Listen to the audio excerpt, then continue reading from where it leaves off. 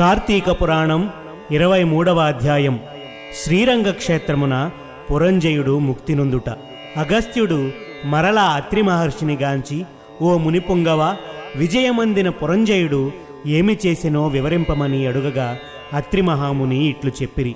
కుంభ సంభవ, పురంజయుడు కార్తీక వ్రతాచరణ ప్రభావమున అసమాన బలోపేతుడై అగ్నిశేషము శత్రుశేషము కూడా ఉండకూడదని తెలిసి తన శత్రురాజులనందరినీ ఓడించి నిరాటంకంగా తన రాజ్యములను ఏలుచుండెను. తన యొక్క విష్ణుభక్తి ప్రభావము వల్ల గొప్ప పరాక్రమవంతుడు, పవిత్రుడు, సత్యదీక్ష తత్పరుడు, నిత్యాన్నదాత, భక్తి ప్రియవాది, తేజోవంతుడు, వేదాంగవేత్తయ్యుండును. మరియు అనేక శత్రువులను జయించి దశ దిశలా తన అఖండ కీర్తిని ప్రసరింపజేసెను. శత్రువులకు సింహస్వప్నమై విష్ణుసేవా దురంధరుడై కార్తీక వ్రత ప్రభావము వలన కోటికి పడగెత్తి అరిషడ్వర్గములను కూడా జయించినవాడై ఉండెను. ఇన్ని ఏల అతడిప్పుడు విష్ణు భక్తాగ్రేసరుడు, సదాచార తత్పురుషులలో ఉత్తముడై రాణించుచుండెను. అయినను తనకు తృప్తి లేదు. ఏ దేశమున, ఏ కాలమున, ఏ క్షేత్రమున ఏ విధంగా శ్రీహరిని పూజించినా కృతార్థుడనగునా అని విచారించుచుండగా ఒకనాడు అశరీరవాణి, పురంజయ, కావేరీ తీరమున శ్రీరంగ క్షేత్రమున్నది. దానిని 2వ వైకుంఠమని పిలిచెదరు. నీ వచటకేగి శ్రీరంగనాథస్వామిని అర్చింపుము. నీవీ సంసార సాగరమును దాటి మోక్షప్రాప్తి నొందుదువని పలికెను. అంతటా పురంజయుడు ఆ అశరీరవాణి వాక్యములు విని రాజ్యభారమును మంత్రులకు అప్పగించి సపరివారముగా బయలుదేరి మార్గమధ్యమున ఉన్న పుణ్యక్షేత్రములను దర్శించుచు ఆయా దేవతలను సేవించుచు పుణ్యనదులలో స్నానము చేయుచు శ్రీరంగమునకు చేరుకొనెను.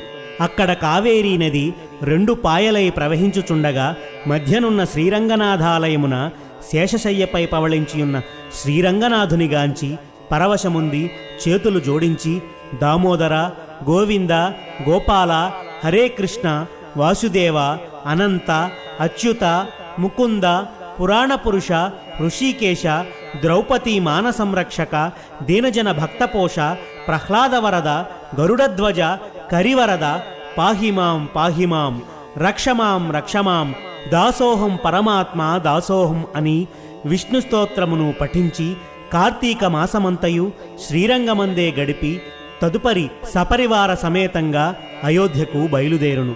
పురంజయుడు శ్రీరంగనాథస్వామి సమక్షమున కార్తీక మాసంలో చేసిన వ్రతముల మహిమ వల్ల అతని రాజ్యమందలి జనులందరూ సిరి సంపదలతో, పాడి పంటలతో, ధనధాన్యాలతో, ఆయురారోగ్యాలతో ఉండిరి.